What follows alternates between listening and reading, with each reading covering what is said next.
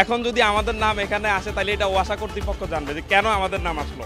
আমরা ওয়াসা তো এরকম ভাবে কারোর জন্য সুপারিশ করি না। এটা তো কোথায় হইলো, বৈষম্যই হইলো। ঢাকা ওয়াসার 150 জনের অবৈধ নিয়োগ, অভিযোগের কেন্দ্রে সচিব মশিউর রহমান। ঢাকা ওয়াসার সচিব মশিউর রহমানের বিরুদ্ধে অভিযোগ উঠেছে তিনি রাতারাতি 150 জনকে অবৈধভাবে চাকরি দিয়েছেন, যেখানে নিয়োগ বিজ্ঞপ্তি বা আনুষ্ঠানিক প্রক্রিয়া অনুসরণ করা হয়নি।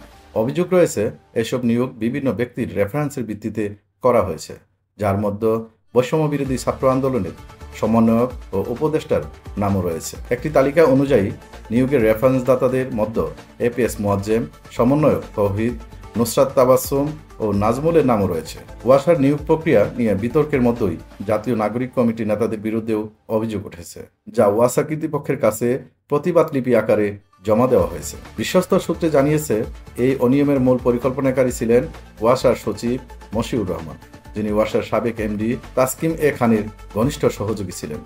অভিযোগ রয়েছে 2022-23 অর্থ বছরে আউটসোর্সিং সেবার নামে প্রায় 53 কোটি টাকা বিধি বহির্ভূতভাবে ব্যয় করা হয়েছে, যা স্থানীয় সরকার বিভাগের অডিট আপত্তির মুখে পড়েছে। 15 বছর মেয়াদী স্কিমের আওতায় এই অনিয়মের পরিমাণ 750 কোটি টাকারও বেশি হতে পারে। নিয়োগপ্রাপ্তদের তালিকা অনুসারে বেশ কয়েকজনের সঙ্গে যোগাযোগের চেষ্টা করা হলেও অনেকে ফোন কেটে দেন বা সাড়া দেননি।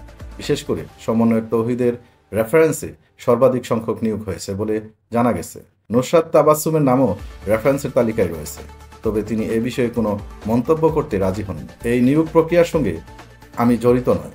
আউটসোর্সিং প্রতিষ্ঠান জনবল সরবরাহ করে, আমরা শুধু প্রয়োজন অনুযায়ী চাহিদা জানাই। ওয়াসার এমডি গণমাধ্যমে আনুষ্ঠানিকভাবে কোনো বক্তব্য না দিলেও একটি প্রতিবাদ লিপি পাঠানো হয়েছে। এতে বলা হয়েছে, আউটসোর্সিং জনবল নিয়োগকারী প্রতিষ্ঠান অর্থ মন্ত্রণালয় 2018 সালে অস্থায়ী বা মাস্টার রুল কর্মচারী নিয়োগ নিষিদ্ধ করলেও ওয়াসা সহ বিভিন্ন প্রতিষ্ঠান এই নিয়ম মানছে না। এই নিয়োগ অনিয়মের বিষয়ে তদন্ত দাবি করেছেন সংশ্লিষ্ট মহল।